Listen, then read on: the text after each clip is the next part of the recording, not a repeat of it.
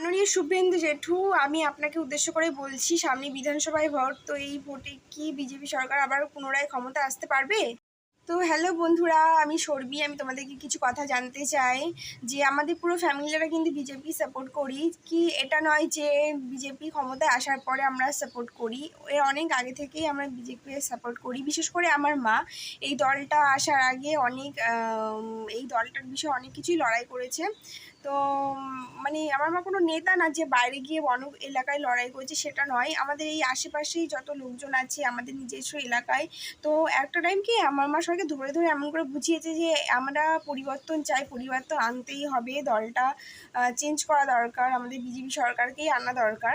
তো এইভাবে সবাইকে বুঝিয়েছে। তো আলটিমেট তো বিজেপি সরকার তো ক্ষমতায় এসেই গেল, কিন্তু এরপরে যে যারা যারা আমাদের বাড়িতে এসে জানিয়েছে তারা বিজেপিকে সাপোর্ট করে বা আগে থেকেই দলটাকে সাপোর্ট করে, আমাদের এই গ্রাম পঞ্চায়েতে যত লোকজন আছে বেশিরভাগই আমাদের পাড়ার, তো তারা পর্যন্ত এখন এসে এসে মানে বলছে যে আমরা বিজেপিকে এনে কি খুব ভুল করলাম, বিজেপিকে সাপোর্ট করে কি ভীষণ ভুল করলাম, এখন ভীষণ পস্তাচ্ছে তারা।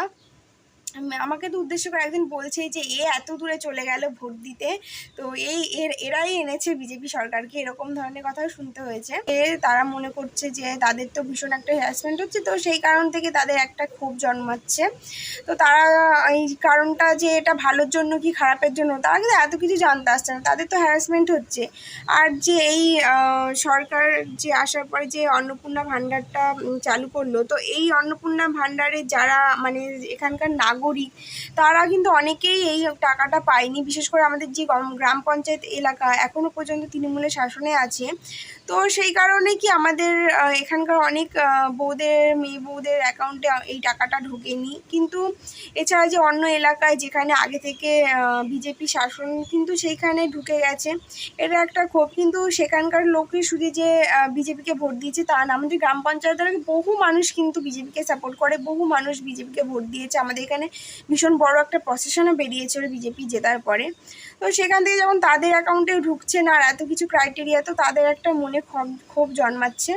সেই জন্য আমি শুভেন্দু জেঠুকে একটা মানে আর্জি যে আপনি এই বিষয়গুলো দেখুন, গরিব মানুষদেরকে একটুখানি পাশে দাঁড়ান, তাদেরকে কিছু একটা মানে ভরসা দিন। আমি এখনও পর্যন্ত ভরসা হারাইনি যে এখনও আমরা তো অনেক টাইম আছে, সবে তো এসছে, নিশ্চয়ই সরকার অনেক কিছুই ভালো করবে। আমি সেই জায়গা থেকেই মানে কথাগুলো জানাতে চাই যে আপনি একটুখানি এই দিকটা দেখুন, কারণ সামনে তো বিধানসভা ভোট আসছে আর পঞ্চায়েত এলাকায় কিন্তু বহু গরিব মানুষরা আছে যাদের এরকম দুরবস্থা হচ্ছে। তো আপনি একটু এই বিষয়ে একটুখানি প্রাধান্য দিন বিষয়টাকে।